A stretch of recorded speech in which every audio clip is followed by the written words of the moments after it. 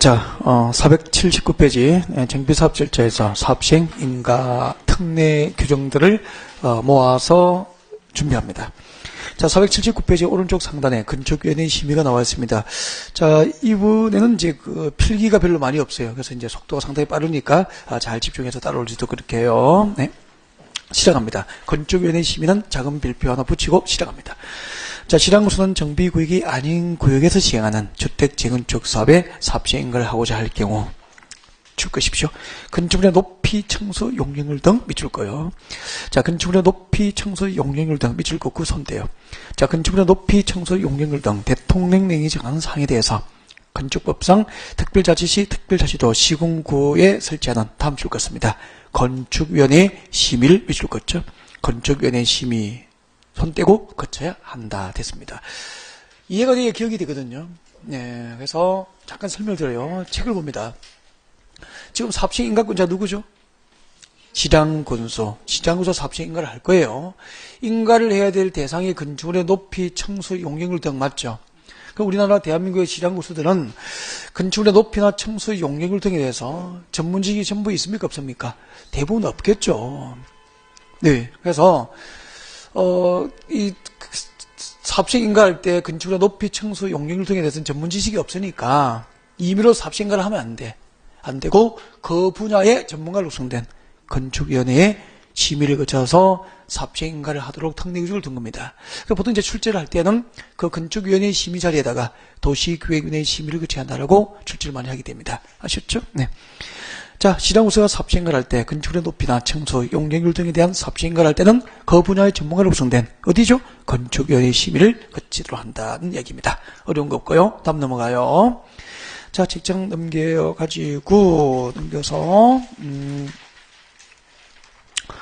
480페이지 옵니다. 480페이지 양괄호 5번 와요. 480페이지 양괄호 5번 찾으셨죠? 지정개발자의 정비사업비 예치라고 나와 있습니다. 별표하시고요. 자, 동그라미 1번 읽어드립니다. 자, 시장구수단 다음 줄 거예요. 도시환경정비사업 밑줄 긋습니다. 도시환경정비사업. 자, 여기서 도시환경정비사업은 밑에 찍어요. 네, 뭘 의미하느냐면은 사업비 규모 금. 사업비 규모 금. 사업비 규모가 크다는 거죠. 사업비 규모가 금 찍어둡니다. 네, 여러분. 주간경계사업은 달동네 맞죠? 판자촌 철거 사업이잖아. 그럼 도시환경 정비사업은 어디서 하죠? 상업지역? 공업지역. 그럼 상업지역에서 하는 도시환경 정비사업. 예를 들면 제대시장 현대화 사업 같은 게 여기에 해당된다고. 그럼 만약에요. 이런 판자촌 철거 사업하고 남대문 시장은 제대시장이잖아, 서울에. 그래서 남대문 시장 현대화 사업을 할 때 사업비 규모가 어느 쪽이 크겠어? 남대문 시장 현대화 사업이 훨씬 크죠. 이게 예산이 수조 원 든단 말이야.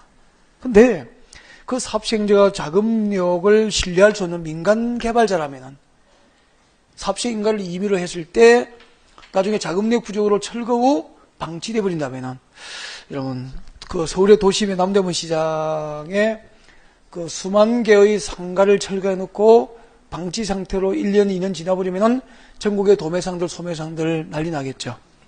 생계에 막대한 타격을 줄 것이고 도시의 공동화 그리고 도시 미관 해치는 거 이런 거 서울시가 감당하기 힘들걸요. 그 부작용을. 또 국가 정부 차원에서 문제가 되는 거예요. 이게. 그래서 이런 사업비 규모가 큰 도시환경 정비 사업을 할 때 그 시행자가 지정개발자라면은 이때 지정개발자는 민간이야. 지정개발자라면은 임의로 사업시행인가를 해주면 안 돼. 사업비 일부를 예측해 하고 사업시행인가를 신중하게 하라고 특례규정을 둔 거야. 계속 읽어볼게. 도시환경 정비사업, 사업비 규모가 커요. 그 사업시행인가를 지정구석 할 때는 해당 정비사업 시행자가 다음 줄 거예요. 누구일 때? 지정개발자. 지정개발자를 밑줄을 꽂고 저를 잠깐 쳐다봐요. 아까 지정개발자 요건을 외우라고 밑줄은 꺼줬죠? 외우진 않았죠? 밑줄은 꺼줬잖아. 그죠? 이렇게 된다고. 누가 지정개발자에 대해서 나오면은 정비구간의 토지 면적 50% 이상을 소유한 자로서 토지 등 소유자 50% 이상의 추천받은 자야.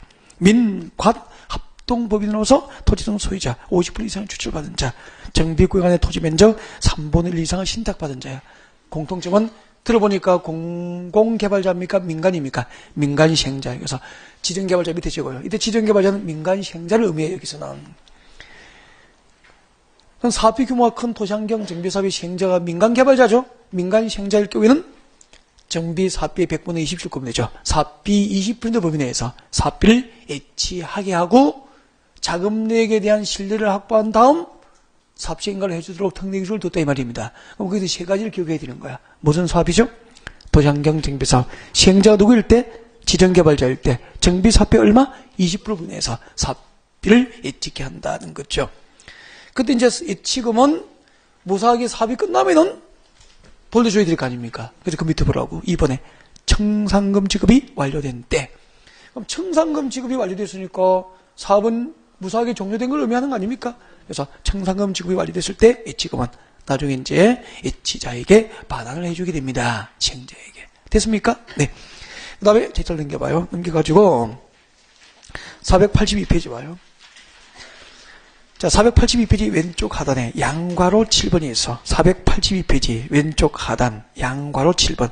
주택 재건축 사업의 용적률 완화와 소형주택 건설 등이라고 나와 있습니까? 네, 거기에 별표를 합니다. 별표를 하고 지금 있는 조문에 바로 들어가면 무슨 말인지를 보지를 못해요. 책을 봐서 무슨 말인지 모른다고. 그럼 무슨 말인지 모르는데 보고 있을 필요 있지?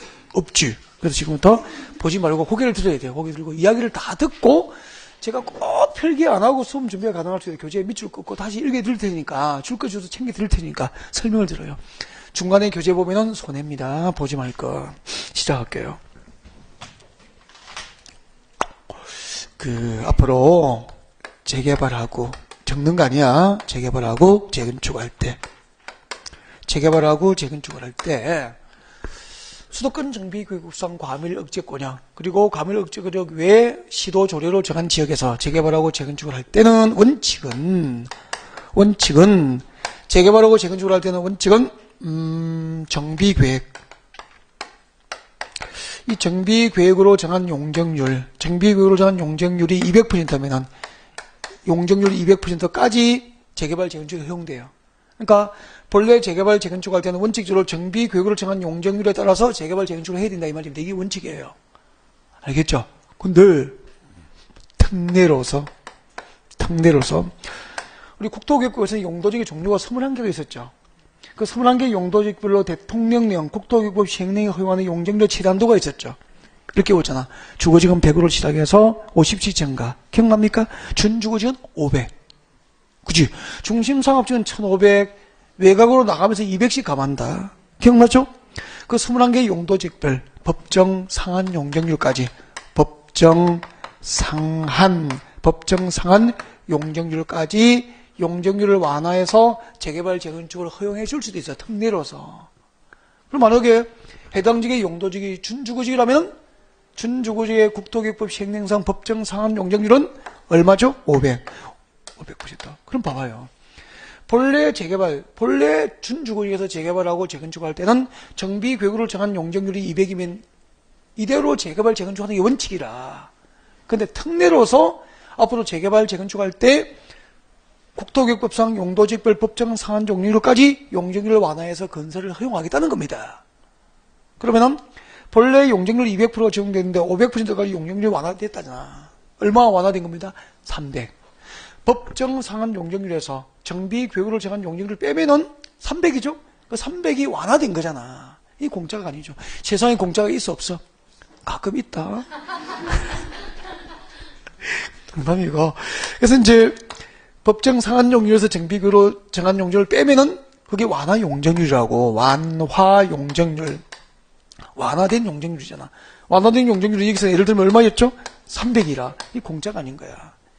용적률을 완화해 줬으니까 그 완화된 용적률의 일정한 비율, 정확하게 하면 재건축은 과밀 억제권역에서 재건축은 30% 이상 50% 이하의 범위 안에서, 그리고 재개발은 엄청납니다. 50% 이상 75% 이하 이 범위 안에서 구체적인 비율을 조절 정하는 거야. 이 범위 안에서 완화 용적률의 일정한 범위 안에서 의무적으로 소형주택을 건설하는 거죠. 소형주택을 의무 건설하는 거예요. 소형주택을. 그때 소형주택은 주거전용 면적 60제곱미터 이하인 주택을 말하는 거야. 그러면 앞으로 재개발하고 재건축할 때 용적률 완화해주고 대신에 완화된 용적률의 재건축은 최대 50%까지, 재개발은 최대 75%까지 의무적으로 주거저는 면적 60제곱미터 이하인 소형주택을 의무 건설해야 되는 거야. 이게 의무 건설 비율이라고. 소형주택 의무 건설 비율. 이렇게 건설된 소형주택은 국토교통부 장관, 시도지사, 시장, 군수구청장, 주택공사 등을 법상 인수자로 합니다. 해서 그 인수자에게 공급을 해가지고 인수자에게 공급해서 이 주택은 인수자는 이 주택을 인수받은 자는 이를 무주택 서민을 위한 전세주택과 임대주택으로 활용을 해야 한다는 제도예요. 이해가 됐습니까? 그러면은 앞으로 재개발하고 재건축할 때 용적률을 완화해주고 완화된 용적률의 일정한 비율을 주거전용 면적 60제곱미터 이하인 소형주택을 의무 건설케 해서 건설된 소형주택을 전세주택과 임대주택으로 활용을 하도록 한다는 얘기입니다. 아셨죠? 네. 들어보니까 제도 좋아요? 안 좋아요? 안 좋아요. 큰일이다 이거. 나 이거 법 만들 때 큰일이다. 안 되는데 했거든. 진짜 그랬다. 이거 안 되죠. 이런 거 만들면 안 돼. 이게 이제 부작용을 고려를 못한 거죠. 공무원 이거 법을 입법하실 때 신중하지 못한 입법은 또 이거 진짜 시장을 망칩니다. 신중하지 못한 입법. 네. 국회의원 공부 많이 하셔야 돼요. 제가 가끔 이야기하잖아요. 국회의원 시험 봐야 된다고. 아무나 출마하지 말고 시험 봐가지고요. 민법은 필수를 봐야 돼. 민법 필수를 법을 만들어야 되니까, 입법을 해야 되니까. 민법은 필수 과목이고요. 그 다음에 전공 과목별로. 농업이든 농업 시험 보고, 출마하려면은 상위는 상법 좀 보고요. 그죠? 부동산, 공인중개사가 부동산 출마하려면은 공법 시험 좀 보고, 이렇게 해가지고. 어느 정도 소양을 갖추신 분이 입법 기관에 들어가야 돼, 국회의원들. 시험 봐야 돼. 시험 봐가지고, 일정한 점수 이상만 되면 출마하도록 해야 돼. 그래, 이런 법이 잘못 만들지지 않는다고, 이러는 거. 참 잘못됐다. 보여드릴까요? 9시 자료화면에 서울의 강남 대치동의 엄마 아파트는 많이 봤죠? 부동산 뉴스만 나오면 그 아파트 자료화면 대치동 엄마 아파트잖아. 쭉 나오잖아. 재건축 한다는 이게 15년 전부터 있었는데 지금도 하고 있습니까? 안 하고 있습니까? 지금도 맨날 한대. 15년째 맨날 한대. 안 하면서. 못합니다. 그럼 여기에 조합원들 얼마나 힘들겠어요. 10년이 내부터 못하고 있으니까 얼마나 답답하겠어요. 왜 못한지 알겠죠? 이제 봐요. 엄마 아빠도 재건축하고 잘 모르겠는데 다시 지으면은요 층수가 40종 이상 뽑아버리고 브랜드에 따라 다르겠지만 30평대는 15억에서 한 20억 정도의 분양가 결정 안 될까요? 30평대가 그래 될걸요. 이 아파트 안에다가 뭘 의무적으로 지으라고요? 주거전용 면적 60제곱미터 이하인 소형주택을 의무적으로 지으라고. 60제곱미터 이하는 몇 평이고 18평, 14평 이런 거잖아. 12평 이런 거 지어야 되니까 의무 건설해야 된다니까.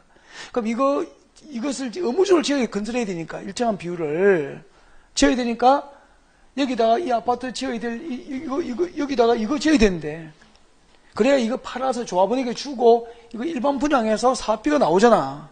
그럼 이거 의무 건설 비율을 채우려니까 일반 분양 물량이 늘어납니까? 줄어듭니까? 줄어드니까 재건축 비용이 사업비를 못 건지는 거야. 이 의무 건설 제도 때문에 못 합니다. 그리고요, 현실을 생각해, 현실을. 아니, 15억짜리, 20억짜리 아파트의 주민들은 상류층이잖아. 그 아파트에 어떻게 보증금 500에 월세 20만원짜리 같이 살 수 있겠어. 그 뉴스에 가끔 봤죠? 임대아파트 단지하고 일반 분양주택하고 울타리 막는 거 봤죠? 담장 애들 놀 때 못 넘어가는 거 뉴스 봤죠? 그게 현실인데 어떻게 살리겠어 이거. 안 되잖아요. 그러니까 이분들은 솔직히 조금 외곽에 그죠? 따로 마련하는 게 더 나은 거 아니야. 그죠? 이걸 어떻게 그러니까 의무건설 비율 채우니까 이게 사업성이 없어서 사업도 못하고 이렇게 입주시켜 놓으니까 울타리 막아서 위화감만 생기고 그렇잖아요. 어떻게 할 거예요, 이거? 이거 망쳐버린 거잖아, 다. 재건축만 포기하고, 부동산 경기 다 죽어버리고, 이런 것도 원인이 되는 거예요. 잘못된 거 맞죠? 재건축 못한다, 이거 때문에. 재개발도 못하고, 발목 다 잡아버린다. 의무건설비를 채운다고. 재개발 구역은 얼마까지? 최소 완화 용지를 얼마? 50%. 최대 얼마까지? 75억. 너무 많은 발목을 잡아버리는데 일반 분양 물량을 확보를 못하는 거야. 그러면은 사업비를 어떻게 건져? 조합원의 부담금만 늘어날 거 아닙니까? 그죠? 못하는 거잖아. 10년이 지나도 못하는데. 춤춰야 될 거 아니야, 우리는. 지금 말씀드린 것만 기억하면 돼. 6가지 정비사업 중에서 소형주택 의무 건설을 허용하면서 용적률 완화가 허용되는 4번 주택 재개발과 주택 재건축만 돼. 알겠죠? 원칙은 정비 계획을 정한 용적률대로 건축을 하는 게 원칙이지만 국토기획부상 용도지역별 법정 상한 용적률까지 용적률을 완화해줘. 대신에 완화 용적률의 일정한 비율은 주거지역 면적 얼마를 지어야 되죠? 60제곱미터 이하인 소형주택 의무 건설 계획서. 이 건설된 소형주택은 법적으로 인수자를 법으로 규정해놨어. 그 인수자에게 공급해서 인수받은 자는 앞으로 일반 분양합니까? 전세주택과 임대주택으로 활용해야 됩니까? 전세주택과 임대주택으로 한다. 그럼 이게 시험 문제 한 문제예요, 한 문제. 나오면은 그러니까 이런 것은 제도 이해가 힘들어. 제도만 이해하면은 네 이것들이 오지선당을 구성한다고요. 이 경우 이때 건설되는 소형주택이라 하면 주거지역 면적 85제곱미터 이하인 주택을 말한다. 묻겠습니까? X. 문제가 그런 식으로 나오는 거니까 이해만 하면 문제 받으면 너무 쉬워요. 조금 까탈스러운 게 이거 외우는 거지 뭐. 재건축은 의무 건설 비율이 완화 용적률의 30% 이상 50% 이하에서 시도 조례를 정합니다. 재개발은 완화 용적률의 50% 이상 75% 이하에서 시도 조례로 완화 의무 건설 비율을 구체적으로 정합니다. 이거 외우기가 조금 어렵죠. 문제풀이 과정에서 외워도 된다고 이제 이해만 했다면은. 문제풀이 가기 전까지 한 번은 제도를 알고 들어가야 되겠죠? 그래서 소개한 거라고. 자, 제도 이제 같이 봐 교재요. 읽어드립니다. 482페이지 제일 밑에 다음 중 어느 한 개에 해당하는 정비사업 줄 것이십시오. 다음 중 어느 한 개에 해당하는 정비사업. 그때 다음 중 어느 하나에 해당하는 정비사업이 지금 오른쪽에 기억, 니은 나와 있네. 기억과 니은에 해당하는 정비사업이야. 기억본 제일 끝에 보십시오. 무슨 사업이죠? 주택 재건축 사업과 주택 재개발 사업. 니은본 제일 끝에 보십시오. 뭐라고 되어 있죠? 줄 것이십시오. 주택 재건축 사업과 주택 재개발 사업이야. 됐습니까? 그러면은 이제 다시 시작합니다. 다음 중 어느 한 개에 해당하는 정비사업이 뭔지 알겠죠? 재개발 사업과 재건축 사업을 시행하는 경우 그 사업 시행자는 정비계획으로 정해진 용적률 규정에도 불구하고 본래는 정비계획으로 정한 용적률대로 재개발 재건축하는 게 원칙 아닙니까? 그 규정이 있음에도 불구하고 지방도시계획위원회 심의를 거쳐서 국토계획법상 법정 상한 용적률까지 건축할 수 있으며까지 줄거 놓으면 되는 거야. 됐습니까? 정비계획으로 정한 용적률 규정에도 불구하고 지방도시계획위원회 심의를 거쳐서 국토계획법상 법정 상한 용적률까지 건축이 가능하죠? 여기까지 줄거 놓으면 되는 거야. 내려오십시오. 내려오셔가지고 동그라미 2번 와요. 동그라미 2번의 빌표 이거 다 외워야 된다고. 정비사업 시행자는 그 법정 상한 용적률에서 정비계획으로 정해진 용적률을 뺀 용적률. 이때 뺀 뒤에 용적률이 뺀 뒤에 용적률 동그라미예요. 뺀 뒤에 용적률 동그라미. 이때 용적률은 강화 용적률입니까? 완화된 용적률입니까? 완화된 용적률을 의미하잖아. 아까 법정 상한 용적률에서 정비계획으로 정한 용적률을 뺀 용적률은 완화 용적률 아닙니까? 완화 용적률을 의미한다고. 그래서 뺀 뒤에 용적률을 동그라미에서 이걸 완화 용적률 적으면 되잖아. 이 완화된 용적률의 다음 비율은 의무건설 비율이 나와 있습니까?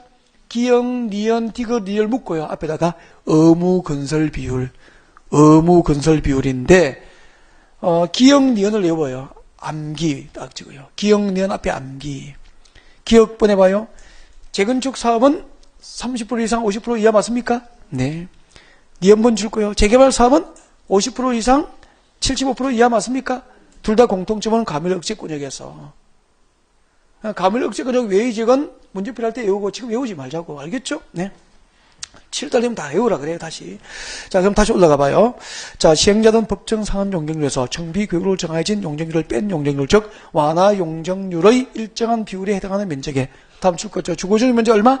60제곱미터 이하인 소형주택을 의무주로 건설해야 된다. 의무건설 비율은 알고 있죠? 재건축은 30% 이상 50% 이하에서 시도조례를 정하고 재개발은 50% 이상 75% 이하에서 조례를 정하고 됐습니까? 네. 그 다음에 동그라미 3번 내려봐요.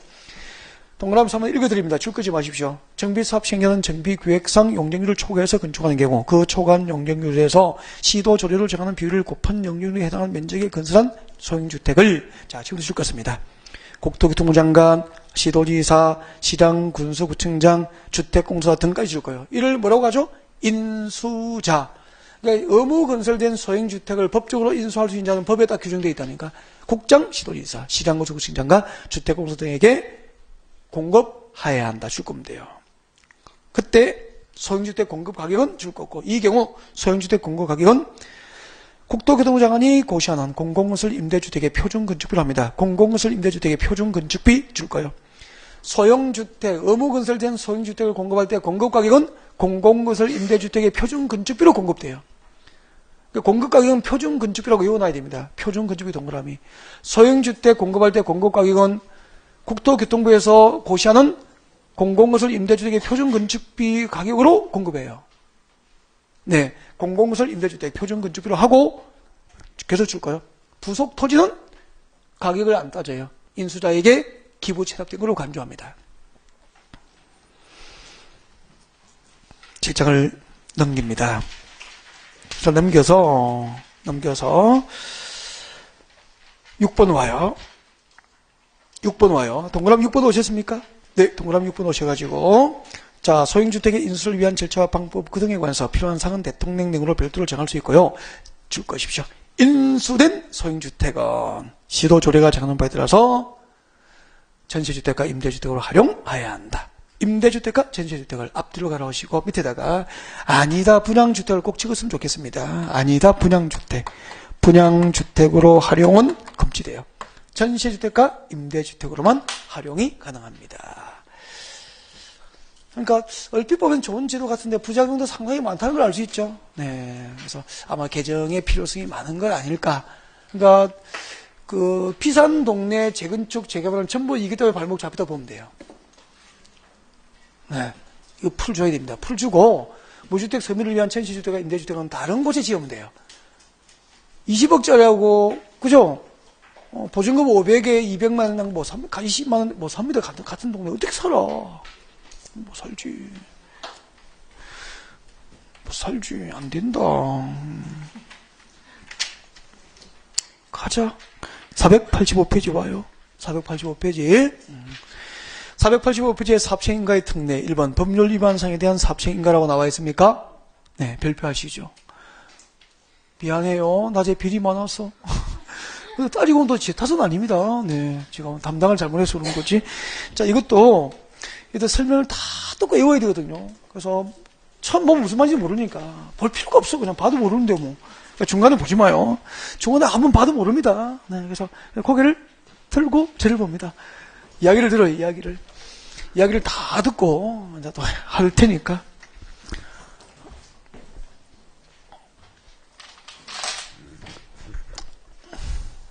뭐 해야 되지?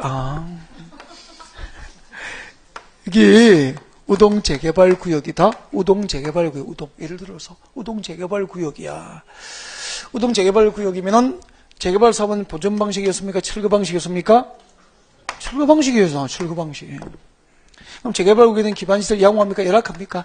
열악하고 이 동네는 노후 불량 건축물, 노후 불량지로 판정된 건물이 밀집되어 있는 거 맞죠?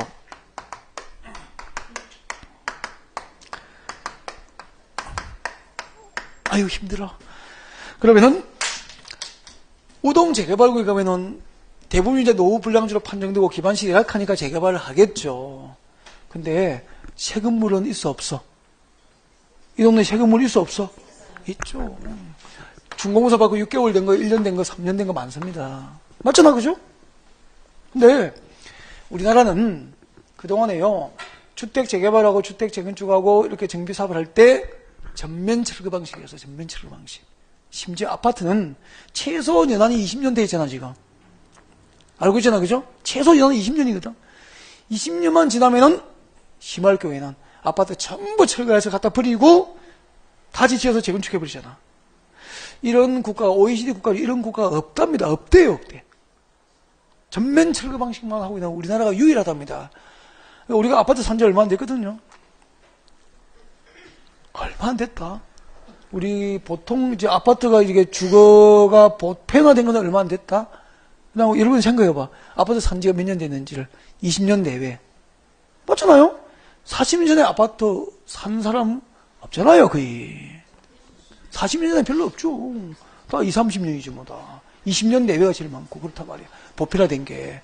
그럼 봐봐.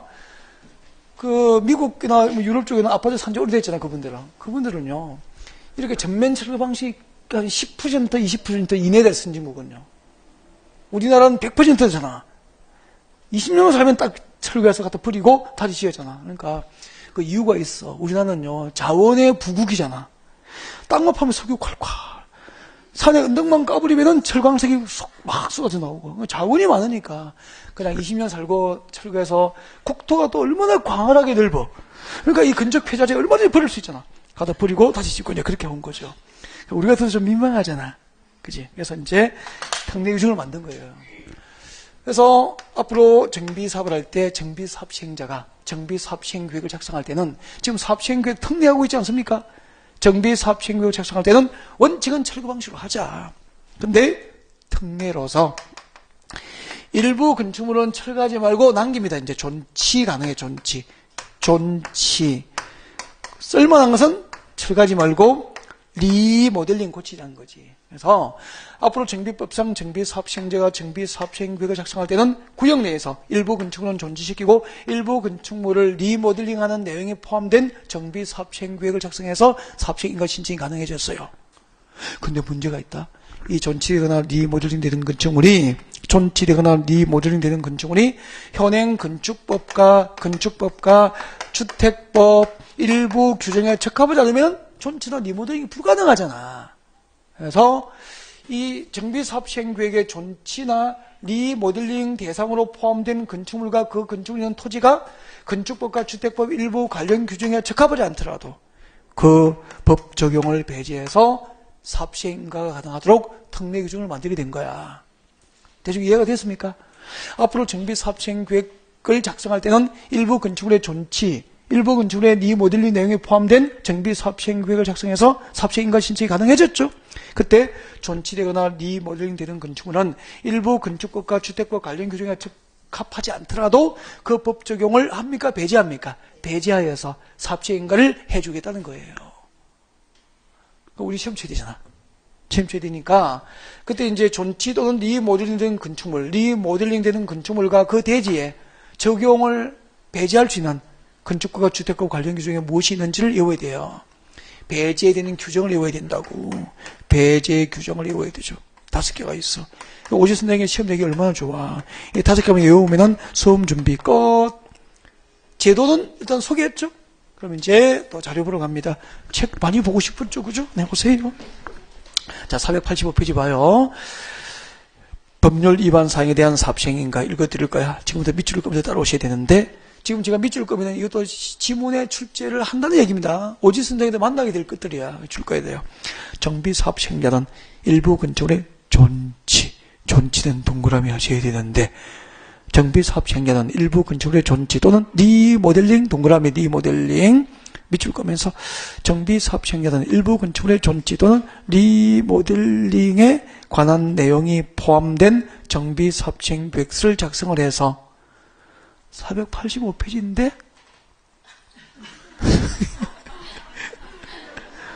거기 딴 생각했구나. 어제 남편이 왜 늦게 왔지? 뭐 이런 생각. 애가 학교 잘 갔나? 뭐 이런 거. 자, 정비사업 시행자는 일부 건축물의 존치 동그라미, 리모델링 동그라미, 일부 건축물의 존치 또는 리모델링에 관한 내용이 포함된 정비사업 시행계획서를 작성해서 사업 시행인가를 신청할 수 있다. 이해가 됐죠? 앞으로 정비사업 시행계획을 작성할 때는 일부 건축물의 존치나 리모델링에 관한 건축물이 포함된 사업 시행계획을 작성해서 인가 신청이 가능해졌어. 계속 줄 거예요. 이 경우 지랑구서는 그 존치 또는 리모델링 되는 건축물과 그 건축물이 있는 토지가 주택법 및 건축법상 다음 관련 기준에 적합하지 않더라도 그 법 적용을 합니까? 적용을 배제합니까?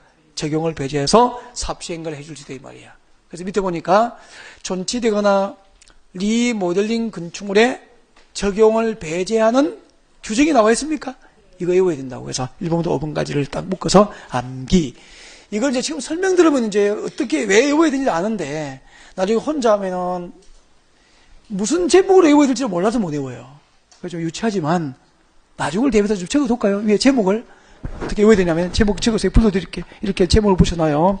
존치 빨리 적어요. 존치 또는 리모델링, 존치 또는 리모델링 건축물, 존치 또는 리모델링 건축물의 적용을 배제하는 규정. 존치 또는 리모델링 건축물의 적용을 배제하는 규정이라고 적으십시오. 존치 또는 리모델링 건축물의 적용을 배제하는 규정 해서 암기하시면 됩니다. 네, 1번 주택법상 주택단지 범위에 관한 규정이 적용되지 않습니다. 주택단지 범위 줄 거예요. 주택단지 범위할 때 주 동그라미 합니다. 2번 주택법상 부대시설 및 복리시설 설치기준을 적용하지 않습니다. 부대시설 및 복리시설 설치기준 줄 거예요. 네, 부대시설 할 때 부 동그라미 합니다. 3번 건축법상 4번 내려와요. 4번 건축법상 건축선 지정 줄 거예요. 건축선 지정에 관한 규정을 적용하지 않죠. 건 동그라미. 5번 일조권 확보, 건축법상 일조권 확보를 위한 건축물의 높이 제한 규정을 적용하지 않습니다. 네, 일조권 할 때 조 동그라미 읽어봐요. 주부 건조. 제가 3번을 빼놓고 왔죠? 3번 줄 거 봐. 건축법상 대지와 도로와의 관계. 대동그라미. 주부 건조대. 주부는 빨래 많이 하잖아. 건조대는 쉽게 돌릴 수 있죠? 주부 건조대. 그렇게 하면 되죠. 앞으로 존치되거나 리모델링 되는 건축물에 적용을 배제할 주는 주택법과 건축과 관련 규정에 뭐가 있죠? 주부 건조대. 외우네 또 나중에 소속을 몰라. 이거 어디서 외웠더라? 공시법에서 외웠는지, 세법에서 외웠는지, 공법은 맞는데 주택법인지, 건축법인지, 국토교육인지 모르고 이제 그렇죠. 넘어가요. 아유, 힘들다. 491페이지 와요. 491페이지.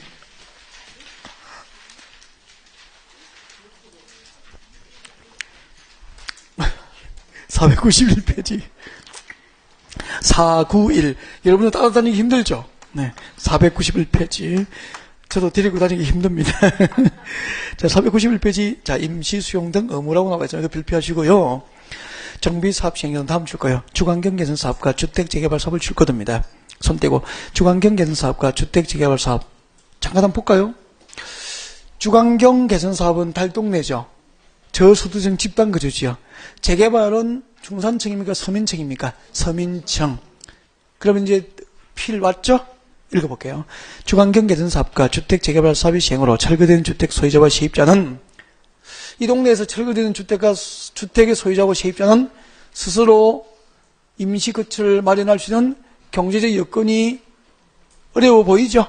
그래서 앞으로 정비사업 시행자는 주관경 개선 사업과 주택 재개발 사업 시행으로 철거된 주택 소유자와 그 세입자에 대해서 정비구역 내외에 소재한 임대주택 등 시설에 임시 구축하거나 주택자금의 용자를 쓴 등 임시 수용에 상응하는 조치를 해야 됩니다. 주택자금부터 줄 거버릴까 끝까지 주택자금의 용자를 쓴 등 임시 수용에 상응하는 조치를 해야 합니다.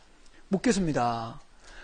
여러분, 앞으로 정비사업으로 철거되는 주택의 소유자와 세입자를 위해서 임대주택에 거주하거나 주택자금의 용자를 등 조치를 정비사업 시행자가 의무적으로 해줘야 될 정비사업이 뭐죠? 주관경 개선 사업과 주택 재개발. 이유는 알고 있죠? 네, 저소득층 집단 거주지역과 서민층 거주지이기 때문에 이 특례 규정을 두게 된 겁니다. 그 밑에 사용료 면제 등 나와 있습니까? 이것은 읽으면 돼요. 2번하고 3번 묶어서 R 해놓고요. 그 다음에 책장 넘겨요. 넘겨서 495페이지 와요. 495. 495페이지 6번 건축 제한의 완화 등에 관련된 특례입니다. 495페이지 오셨어요? 네. 주택도시기금법 발표하시고요. 줄까요? 주관경 개선 사업을 앞뒤로 가로합니다. 주관경 개선 사업에 따라서 다음 줄 거 주십시오. 건축 허가를 받은 때 줄 거예요. 동그라미 1번. 건축 허가를 받은 때 동그라미 1번. 그 뒤에 부동산 등기 또는 이전 죄송합니다. 건축을 받은 때와 그 다음에 부동산 등기를 하는 때 줄 거예요. 부동산 등기를 하는 때 줄 거예요. 동그라미 2번. 이런 본래요. 국가나 자치단체로부터 각종 허가를 받고 그 다음에 등기나 등록을 신청할 때는 네, 이거 도시기금법, 주택도시기금법에 의해서 뭘 사야 됩니까? 국민주택채권을 의무적으로 사야 돼요. 근데 주관경 개성구역은 저소득층 집단거주지역 맞죠? 그럼 경제적 부담을 가중시켜야 됩니까? 덜을 줘야 됩니까?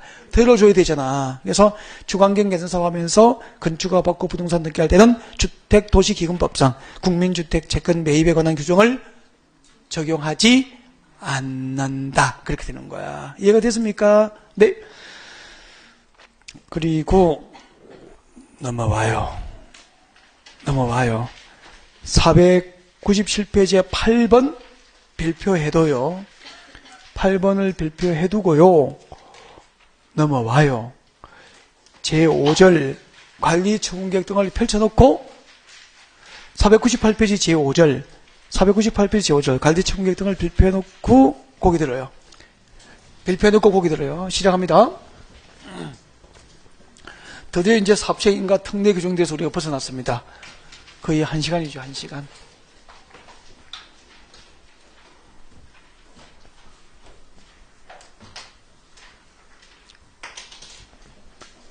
정비사업이 참 험하고 멀죠. 많고. 시작합니다. 여러분 정비사업질 제조 삽생인가 고시했으면 그 다음에 이제 분양 공고하고 분양 신청을 받게 됩니다. 이 과정 지금 이거 삽생인가 특례 규정 끝났고 이거 넘어왔다고 이제 일단 조문 먼저 봐요. 교재 쭉 읽어드리고 정리해볼게요. 자, 498페이지 지금 속도가 상당히 빠르게 될 겁니다. 잘 따라오십시오. 제5절 분양공고 분양신청, 네, 분양공고부터 시작합니다. 정비사업 시행자는, 이때 정비사업 시행자 누구죠? 조합이잖아. 그래서 조합에서는 마음속으로 그렇게 생각이 되는 거야. 조합에서는 사업시행인가고시에서 날부터 며칠? 60일 이내에 줄 거예요. 조합에서는 사업시행인가고시가 있으면 그날부터 60일 내에 계략적인 부담금 내역, 거기서 계략적인 부담금 내역은 조합원의 부담금 내역이야. 여러분 아파트 재건축하거나 재개발을 동네를 한다면은 조합원이 아파트 분양 신청해야 되잖아. 조합원이 분양 신청하면 공짜입니까? 재건물주당 얼마씩 부담해야 됩니까? 그걸 말하는 거예요. 조합원의 부담금이야.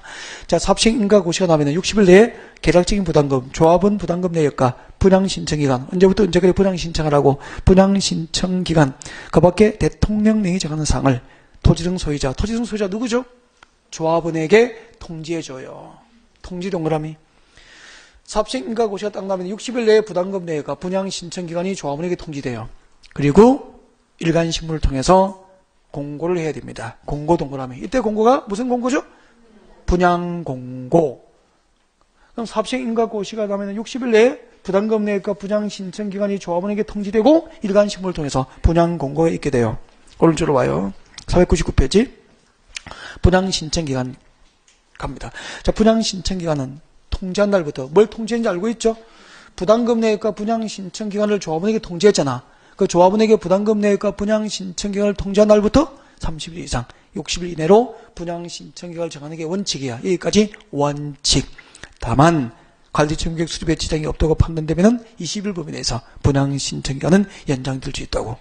분양신청 계속 읽어야 돼요. 대지나 건물에 대해서 분양을 받고자 하는 조합원은 토지등 소유자 조합원 맞죠? 대지나 건물에 대해서 분양을 희망하는 조합원은 분양신청기간 내에 대통령령이 정한 방법과 절차에 따라서 사업시행자에게 누구죠? 조합에게, 조합원이 조합원에게 분양신청기간 중 대지나 건물에 대한 분양신청을 해야 된다고. 여기까지 됐습니까? 네. 그 다음에 동그라미 부분에 추가신청 나와 있습니까? 추가신청 R. 여기서는 추가신청 읽을 때 도시환경 정비사업 줄 거예요. 도시환경 정비사업 줄 거 놓고 하나, 둘, 셋, 넷, 다섯 번째 줄 봐봐요. 자, 추가 분양 받으려면은 종전 토지나 건축물의 계략적인 평가액의 몇 퍼센트? 10%에 상당한 금액을 미리 선납을 해야 도시환경 정비사업을 할 때는 추가 분양이 가능해요. 읽어봐요. 넘어가요. 그 다음에 4페이지, 500페이지 봅니다. 500페이지에 4번. 분양 신청하지 아니한 데에 대한 조치 나와 있습니까? 별표예요. 작년에 개정대가 출제 가능성이 매우 높아졌어요. 1번 읽어드립니다. 분양 신청을 하지 아니한 자 줄 거요. 기억. 분양 신청을 하지 아니한 자 줄 거요. 기억. 그 줄 끝에 봐요. 분양 신청을 철회한 자 줄 거요. 니은. 두 번째 줄 끝에 줄 거요. 분양 대상에서 제외된 자 디귿. 세 개입니다. 분양 신청을 하지 아니한 자 기억. 첫 줄 끝에 분양 신청을 했다가 철회한 자 니은. 두 번째 줄 끝에 분양 대상에서 제외된 자 D것. 여러분, 조합원인데 분양 신청하지 아니한 조합원에게는 아파트 재개발 입주권 줄 수 있어 없어? 없죠. 그럼 분양 신청하지 아니한 조합원의 종전 토지나 건물은 아파트 입주권으로 교부를 해줄 수가 없잖아. 그러면은 그 조합원의 종전 토지나 건물은 현금으로 청산해서 보상금 줘야 되겠죠? 그래서 그때 이제 현금 청산 시기가 작년부터 개정된 거야. 알겠죠? 줄 거예요. 관리처분계획 인가를 받은 날로부터 90일 이내입니다. 정말 중요합니다. 관리처분계획 인가를 받은 날에 다음 날부터 90일 이내. 다음 날 동그라미 90일 동그라미. 관리처분계획 인가를 받은 날이야. 사업시행 인가 고시가 있는 날 기준이 아니죠. 관리처분계획 인가를 받은 날에 다음 날부터 90일 내에 조합원의 종전 토지나 건물, 분양 신청하지 아니한 조합원의 토지나 건물에 대한 권리는 입주권으로 교부합니까? 현금 청산해야 됩니까? 현금 청산. 그 현금 청산 시기를 빠뜨리면 안 된다고. 그 다음에 관리처분계획 수립 인가 나와 있습니까? 관리처분계획 수립과 인가를 별표를 크게 질러놓고 고개를 듭니다. 네, 고개도 드시고. 힘들죠? 네. 저도 여러분 데리고 다니기 힘들어. 자, 따라하시고. 다 따라하세요, 이렇게. 앞으로 밀어서 들고. 자, 넘어갑니다. 오른쪽으로 넘어가요. 우다다다다다다다. 더. 천천히 들고. 왼쪽 넘어갑니다. 따따따따따따따. 들고. 뒤로 넘기세요. 하기. 하세요.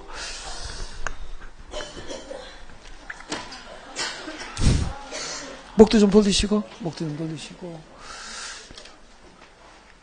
반대로.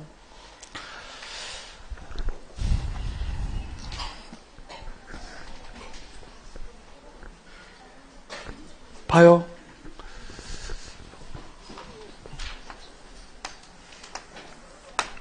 여러분, 정비법상 정비사업 절차에서 사업시행 인가 고시가 나면 그날부터 60일이야. 사업시행 인가 고시가 지나부터 60일 내에 부담금 내역과 분양 신청 기간이 조합원에게 통지돼요. 그리고 일간 신문을 통해서 분양 공고를 해주게 됩니다.